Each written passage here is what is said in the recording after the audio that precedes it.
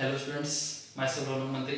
आज अपन बात करने जा रहे हैं कि प्रिवेंशन क्या चीज़ होती है और डिजीज से अपन किस तरीके से प्रिवेंशन रख सकते हैं कि बचाव अपन किस तरीके से कर सकते हैं। क्योंकि बचाव क्या है या प्रिवेंशन क्या है, जरूरी है उसके ट्रीटमेंट से। अगर अपन ने मान लो कोई भी प्रकार का अपन को डिजीज हो रहा है, कोई बीमारी हो रही है, तो उससे अपन क्या कर लें कि भाई बीमारी होने से पहले खुद को बचा लें, तो फिर क्या है वो ज़्यादा बेटर है। फिर बाद में आगे तो इसके अलावा क्या कर सकते हैं कि भाई अगर मान लो बीमारी हो गई अपन को, तो फिर क्या होगा, कुछ टाइम तक उनको बेड रेस्ट लेना पड़ेगा, ट्रीटमेंट चलवाना पड़ेगा, अपना टाइम वेस्ट होगा, अपना जो मतलब वर्किंग है वो खराब हो जाएगी, ठीक है ना, और बॉडी को अलग नुकसान होगा। तो ये सारी चीजें हो सकती है बीमारी होने की वजह से। तो इससे क्या करना चाहिए, इससे पहले अपन को प्रिवेंशन कर लेना चाहिए, मतलब पहले ही बचाव रख करके चलो कि भाई आपको बीमारी होने के चांसेस वैसे ही कम हो जाए, ठीक है ना। तो देखिए क्या क्या तरीके हैं, उनको अपन काम में लेकर के इसका यूज कर सकते हैं, ठीक है। और प्रिवेंशन किस तरीके से डील करते हैं किसी प्रकार की बीमारी में, तो वो देखिए। Principle of prevention. There are three limitations of this approach to dealing with infectious disease. Infectious disease से डील करने के लिए तीन उनके लिमिटेशंस अपने सामने आती है कि भाई ये लिमिट का अपन को सामना करना ही पड़ता है कि भाई अपन बचाव कर रहे हैं। तो the first is that once someone has disease. First तो ये है कि जब मान लो किसी को डिजीज हो रही है या बीमारी है, their body functions are damaged and may never recover completely.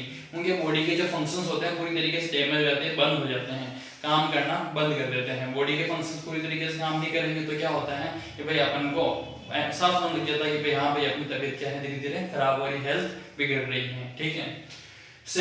The second is that treatment will take time. Second दूसरे चांस की भाई ट्रीटमेंट अगर अपन ने शुरू भी कर दिया है, टाइम लगेगा। ऐसा तो है नहीं कि आपने टैबलेट ले आप एंड सही हो गए, नहीं हो सकता ऐसा, ट्रीटमेंट को भी टाइम लगता है।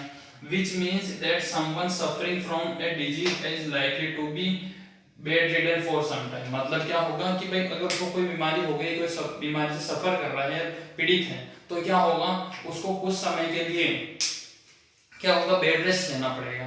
मतलब बेडरिडन मतलब कि भाई बिस्तर पे लेटे रहना पड़ेगा, मतलब आराम करना पड़ेगा, ठीक है ना। तो ये चीजें क्या होगी, उसको फेस करनी पड़ेगी।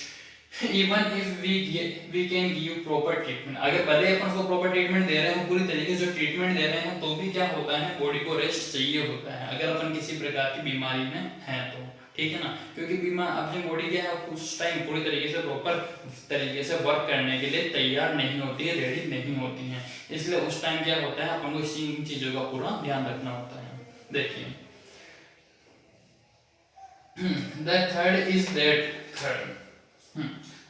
is that person suffering from an infectious disease। मतलब एक मान लो कोई आदमी है जिसको पर्टिकुलर कोई बीमारी हो गई है, वो इन्फेक्शन डिजीज से सफरिंग मतलब सफर कर रहा है, उसको सामना कर रहा है, से ग्रसित है, तो फिर क्या कर रहा है वो, मतलब अपने जो इन्फेक्शन उनको क्या कर रहा है, एक तरीके से फैला रहा है, वो एक सोर्स बन गया जिसके थ्रू क्या होंगे, इन्फेक्शन फैल सकते हैं, ठीक है ना। तो can serve as the source from the where the infection में स्प्रेड, यानी कि एक ऐसा सोर्स बन गया है जिसके थ्रू क्या हो सकते हैं, इन्फेक्शन फैल सकते हैं, किसमें, आसपास वाले जो आपके लोग हैं उनमें। जैसे मान लो मुझे कोई बीमारी हो गई है, तो फिर क्या है, मेरे आसपास रहने वाले को उनके इन्फेक्शन फैलने के चांसेस क्या होते हैं, ज्यादा हो जाते हैं अगर इन्फेक्शियस डिजीज हुआ है तो, ठीक है ना।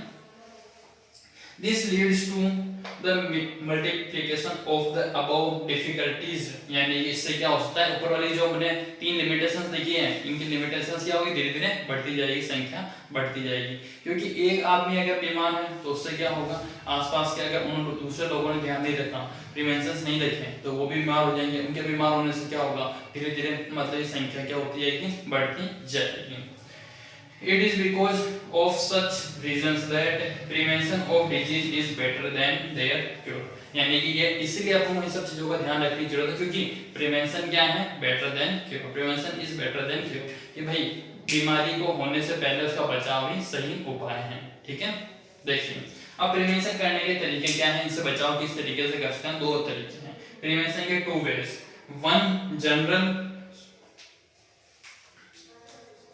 वन है हमारे पास जनरल एंड अदर, जो दूसरा है one specific to each disease. एक तो है कि भाई अपन हर प्रकार की बीमारी से एक नॉर्मल तरीके से जो अपनी बॉडी लड़ती है उस तरीके से लड़े, और दूसरा है कि हर प्रकार की अलग अलग बीमारियों के लिए क्या हो कि भाई स्पेशल प्रकार का ट्रीटमेंट करवाया जाए। और उससे अलग अलग, जैसे मान लो कि आपके आसपास किसी को खांसी जुकाम हो रहा है तो अपन को उससे क्या है बच के रहना है, किस तरीके से अपन प्रिवेंशन रख सकते हैं नॉर्मल वो रखें। और दूसरा जो मान लो कोई स्पेशल टाइप का डिजीज हो गया तो उससे अपन को उस समय क्या क्या सावधानी रखनी चाहिए उनका ध्यान रखें, ठीक है।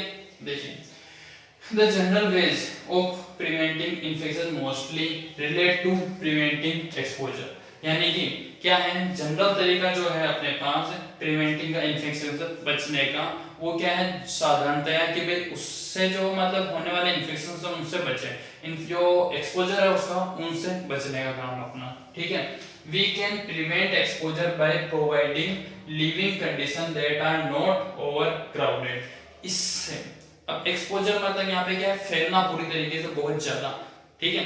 अब यहाँ पे एक्सपोजर को अपन कैसे रोक सकते हैं कि भाई उस पर्सन को एक ऐसी जगह पे रखा जाए जहाँ पे ज्यादा क्राउड नहीं हो, भीड़ नहीं हो, ठीक है ना, मतलब कम क्राउड वाली जगह पे रखा जाए, क्योंकि क्राउड नहीं होगा तो फिर उसके इन्फेक्शन फैलने के चांसेस भी क्या हो जाएंगे, कम हो जाएंगे दूसरे लोगों में, ठीक है।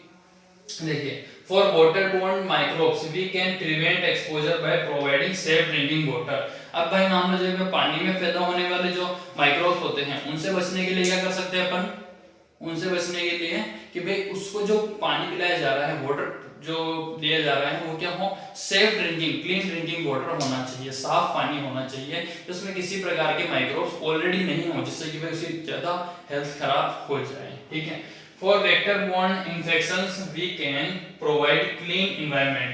अब भाई vector-borne environment मतलब infections होते हैं, disease होते हैं, उनसे बचने के लिए क्या करें जाए, उसके आसपास का वातावरण साफ रखो, आसपास गंदगी मत रखो, तो वैसे भी क्या होगा किसी प्रकार के माइक्रोब्स या बैक्टीरिया या फिर कोई भी प्रकार की गंदगी वाले जो मतलब रोगाणु जिनको बोलते हैं वो नहीं आ पाएंगे, और नहीं आ पाएंगे तो क्या होगा उसके बचने के चांसेस ऑटोमेटिक बढ़ जाएंगे, जो उसके हेल्थ में क्या होगा धीरे धीरे इंप्रूवमेंट होने लगेगा, और आसपास के लोगों को उससे थोड़ा सा दूरी बनाए रखनी होती है।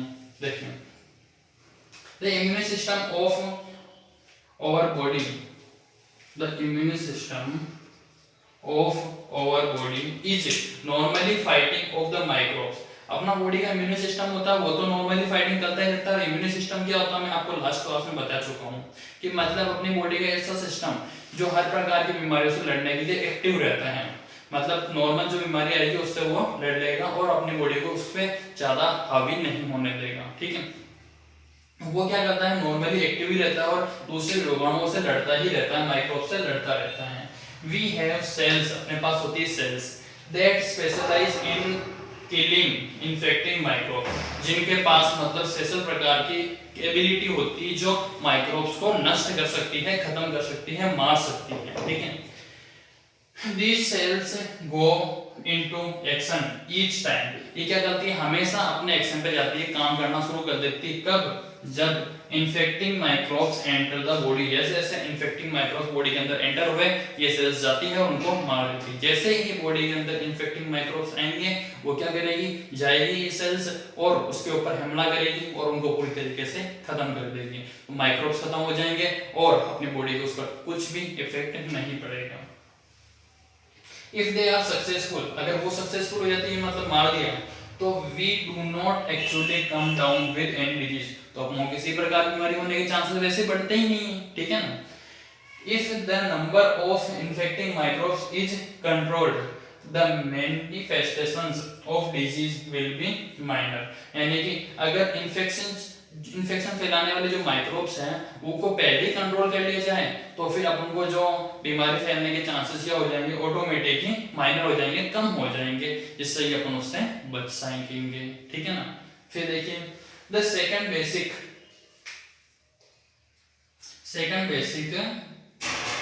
Principle of prevention of the infectious disease, infectious disease से बचने का दूसरा तरीका क्या है कि भाई इज दैट अपने पास availability of proper and sufficient food for everyone, अपने आसपास जितने भी लोग हैं उनको पर्याप्त खाने के लिए और साफ खाना जो एक्चुअल में जिसमें मतलब जैसे अपन बोलते हैं जो ऐसा खाना जिसमें सारे न्यूट्रिएंट्स अवेलेबल हो वो बैलेंस डाइट जिसको बोलते हैं वो कंप्लीट सबको मिलेगी, तो फिर क्या होगा, बीमारी फैलने के वैसे चांसेस कम रहेंगे। इससे क्या होगा कि भाई न्यूट्रिएंट्स पूरे अवेलेबल है बॉडी में, तो क्या होगा कि भाई बॉडी का इम्यून सिस्टम स्ट्रॉन्ग है। इम्यूनिटी सिस्टम स्ट्रॉन्ग है इसका मतलब क्या है कि भाई उसमें बीमारी होने के चांसेस तो वैसे ही कम हो गए, बीमारी नहीं हो रही है तो कोई प्रॉब्लम ही नहीं है, ठीक है ना। तो ये है प्रिवेंशन जिनका अपन को ध्यान रखना है, ठीक है।